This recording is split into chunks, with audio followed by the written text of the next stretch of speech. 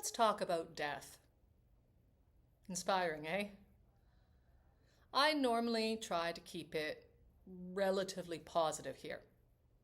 Not just because I want you to stay or because I'm trying to hide the experiences I've lived through, the reality of the world we're in. It's because I want to show the totality of the world we're in, the whole of the moon, as the Water Boys sing. And I think it's really important that we acknowledge that there is loss. That sometimes the bad guys win. Things happen we cannot understand or explain. And I don't think we can become deeper or more whole individuals or leaders or societies unless we sit with that reality, unless we dive into that darkness. The first experience that I had of losing someone that I had worked with and cared for was the marvelous journalist Kate Peyton. When I was an intern in the Southern Africa Bureau for BBC News, she was one of the producers. And she was a brilliant radio producer and very funny and very kind. And she taught me how to put up a satellite phone. She taught me how to do pretty much everything. And she also gave me what I refer to as the talk for young female journalists. We'd gone to a house party and I was being chatted up by a cameraman. Always be aware of cameramen. And he was showing me his shark bite scar, which now with hindsight probably was from appendicitis or something else, but I was duly impressed.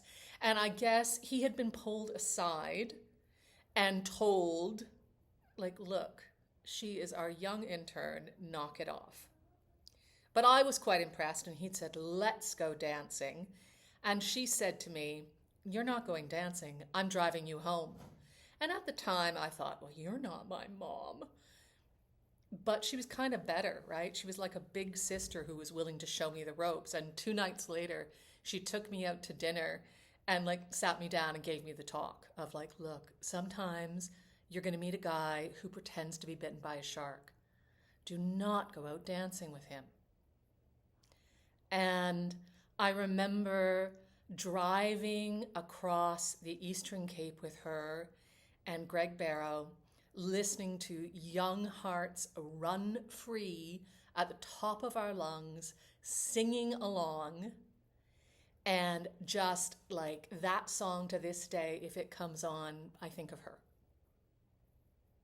And a few years later, when I was still a baby journalist, baby producer, she was in Somalia, standing outside her hotel. That was supposed to be a relatively safe part of the trip, and she was shot, and she died. There's all sorts of stuff around that, but it was my experience of someone who had been vivid and important, although I was not one of the closest people to her. I think it's important to say that. But she was important to me, being taken away. And also, while doing something that wasn't, you guys would say, oh, Somalia, it was risky. but like it wasn't the riskiest part of the trip. And what I remember of her was her generosity and her joy and her humor. That's what I carry. A few years later, I was doing my hostile environments course, and I was sharing a bunk with a Boston Globe journalist named Elizabeth Neuffer. We had bunk beds. And she was great. She had done all sorts of like places all over the world. And she'd been to Kosovo, she'd been to Rwanda, she'd been all these places that I desperately like wanted to go. Because that was my dream, right? That was the beginning of my dream. And she was incredibly generous, incredibly kind. And she was heading off to Iraq. And I remember thinking, I wish I was going to Iraq. And I was just wanting to be like on the bench to go to Iraq. And after the fighting was over, she was there. She was coming back from Tikrit, which was Saddam Hussein's stronghold. I know I have to throw in a little pepper in a little history, which had been Saddam Hussein's stronghold. And she was racing to get back. Car accident. She died.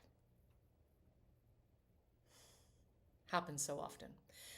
Probably not something, it's something they teach us on our hostile environments and first aid courses. It's why our first aid is always so important. It's one of the best things I've ever been taught when we go on these courses to learn how to handle ourselves and for our insurance is first aid.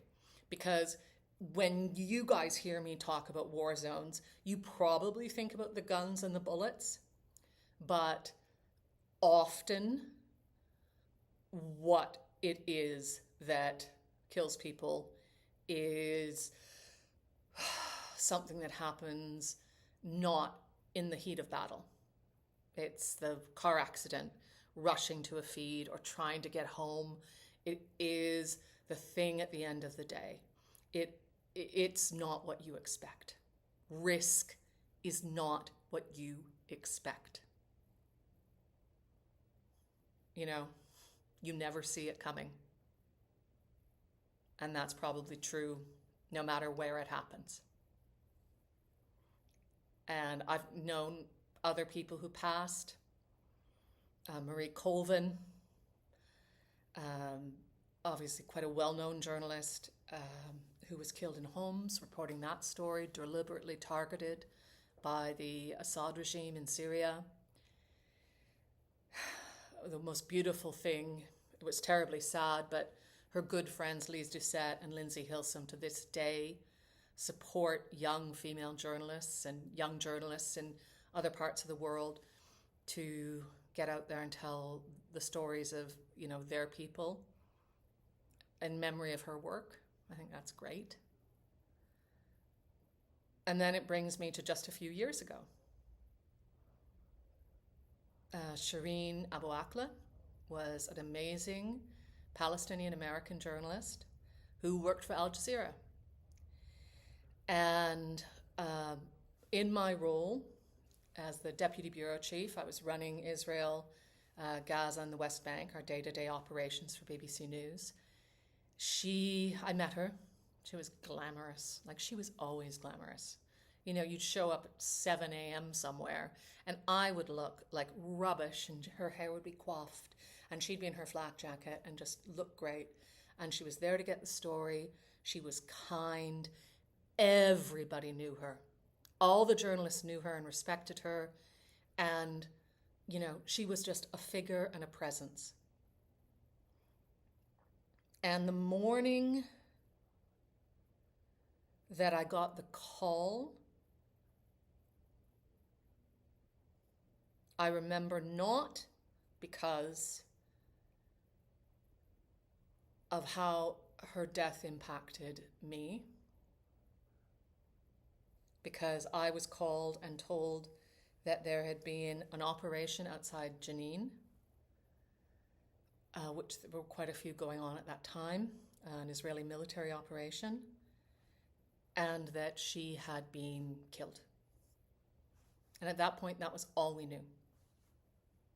So we would have to go because it was a story, both her death and the military operation. But now, all these years later, it was my job to tell people that loved her that she was gone.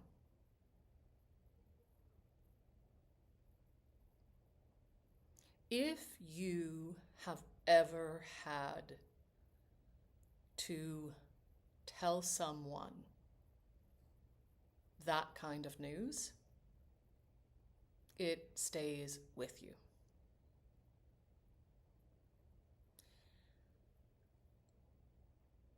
It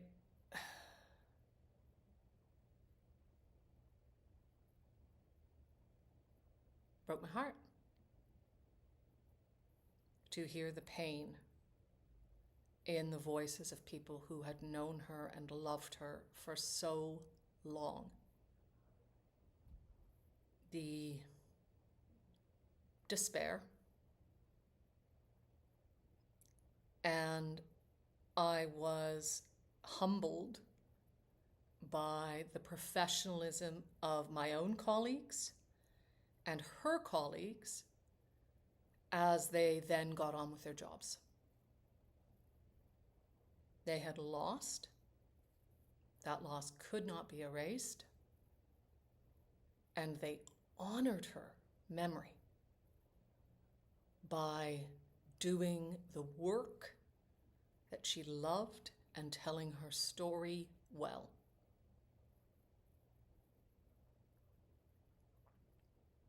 It doesn't bring people back. We don't erase the darkness when we continue. We don't erase the loss. We have to sit with it and feel it and know it. We have to acknowledge the pain that others feel to really connect with anyone else, to have their trust, to actually see what possibilities exist for going forward. I truly believe that. You can't just Pollyanna your way to the future. However, I think of Kate's smile. I think of Elizabeth and I laughing in the dark in bunk beds. I think of Lindsay and Lisa's fierce love and honoring of Marie's legacy. And I think of how Shireen is still a shining example for Palestinian journalists who are still dying disproportionately covering the conflict in Gaza.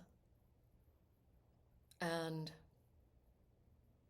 those are the things that do carry on. So I guess this was a little dour, but if that is the reality, then let that be the legacy we carry. Let those be the lessons we learn. So maybe when we're gone, people will carry something beautiful forward about us too.